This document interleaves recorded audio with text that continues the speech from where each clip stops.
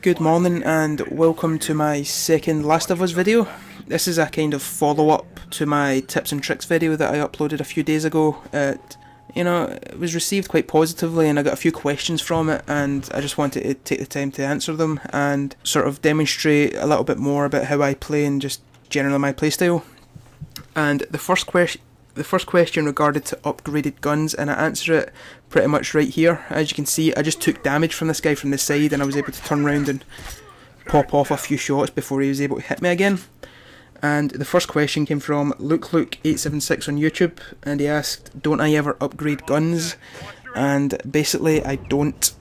I upgrade some of my guns, but my main weapon, the semi-automatic rifle, I almost never upgrade that because I just don't feel the need for it. When you upgrade the semi-auto, it upgrades the reload speed, the clip size, the rate of fire, accuracy, recoil and starting ammo. Now that might sound appealing to you, and if it does then go right ahead and upgrade, but me personally, the only things from that list that are appealing to me is the clip size and the starting ammo. But I go about the map, I'm getting a lot of downs and or executions, so I'm picking up ammo from enemies, and I open lockboxes regularly, so I get ammo from them as well. So I don't really feel the need for either extra ammo, and the clip size isn't really a problem for me.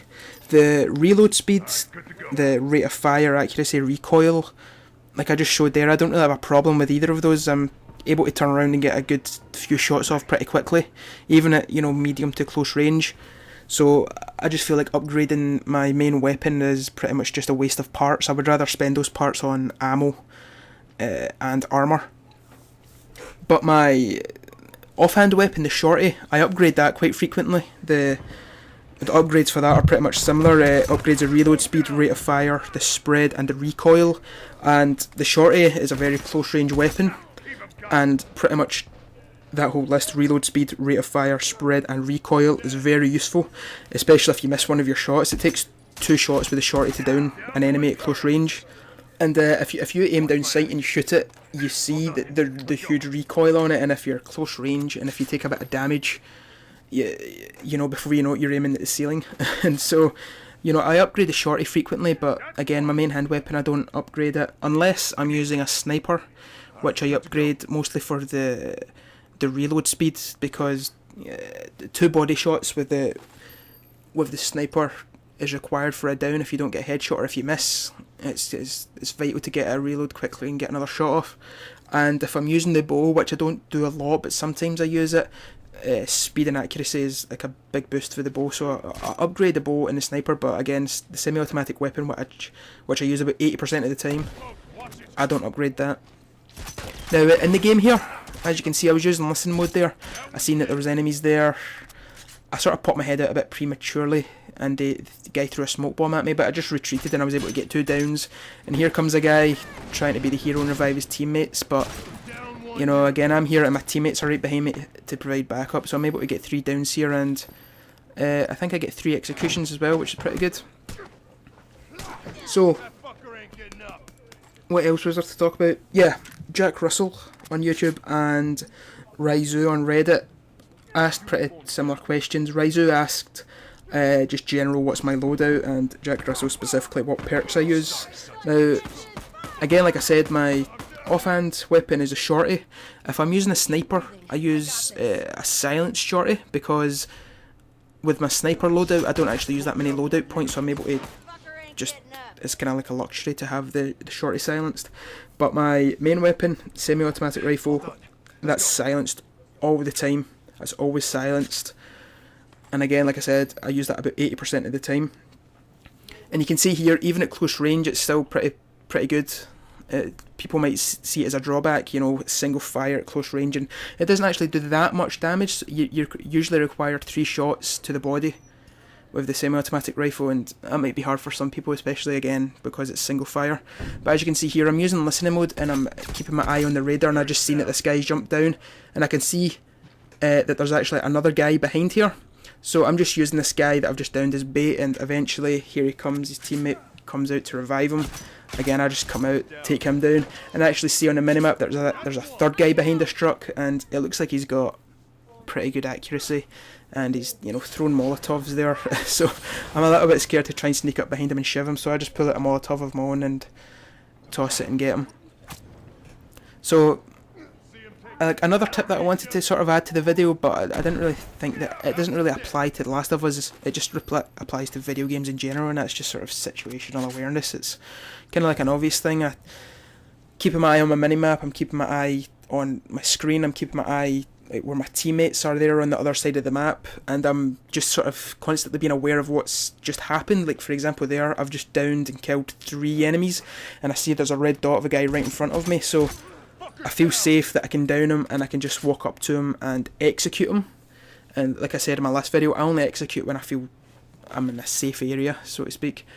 And like I said, I've pretty much just taken out the entire team here, so I'm safe to do a special execution, which, you know, gives you some extra parts and extra points.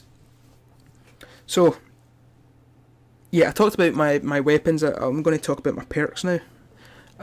First perk I want to talk about is Covert Training 2, and with that you won't show up on enemies' listen modes, and you spawn with the shiv, which I use a lot as well. Not showing up on enemies' listen modes, I talked about that in the tips video as well. Like right now I'm crouch walking, and it's really helpful for this for the next few minutes here. The enemies are pretty much right in front of us, you can see on the red map there, and my teammates, they're running on foot and they're sprinting sometimes, so the enemies see them pretty much on the minimap and they focus on them. So I'm able to advance here, and again I use listen mode in a second, and you actually see that all of the enemies are facing the opposite direction from where I am, see? And it doesn't actually work out in my favour because I die in a second here anyway, but that's a bonus of Covert Training 2. Another perk I use is Sharp Ears 2, which listen mode regenerates 30% faster, and I can stay in listen mode 20% longer, which again I use listen mode all the time, pretty much on cooldown. As soon as it's available to use again, I use it. A third perk I use is Crafter 1, and it's not necessary, it's just something that I've gotten used to. You can craft your items 75% faster. Now it's kind of like a vanity thing, it's not, like I said, it's not necessary. I'm rarely in a position where I feel like I have to craft something really quickly, but like I said, I'm used to it. But if I got rid of it, I would be able to upgrade both Sharp Ears and Covert Training to their rank 3s. Sharp Ears, rank 3, I can actually move quicker in listen modes, which would be pretty good. It regenerates 35% quicker, and I can stay in it 30% longer. Covert Training 3, I can't be marked by enemies, and because I've not got, what is it, Strategist, I think that's the perk anyway. Like, I don't know when I'm being marked, so I don't really know how often I get marked, so I don't know how useful that would be. But if you feel that you could get some use out of it, then go for it, or just go for something completely different instead. And as you can see, we're coming up to the end of the game, and I get the last kill as well, and I've done pretty well. 14 downs, 11 executions and 2 deaths, with about 4,000 parts in total. And after that's been converted, I max out at about 105 supplies, which is, you know, pretty decent. And this is probably going to be my last of Us video, because next week Destiny comes out, and no doubt I'll be playing that a lot, and I'll probably be making videos about that, just again to help people out. If you're interested in that, then you can subscribe, but if not, then thanks for watching this far in the video, and I hope I've helped you out. See you later.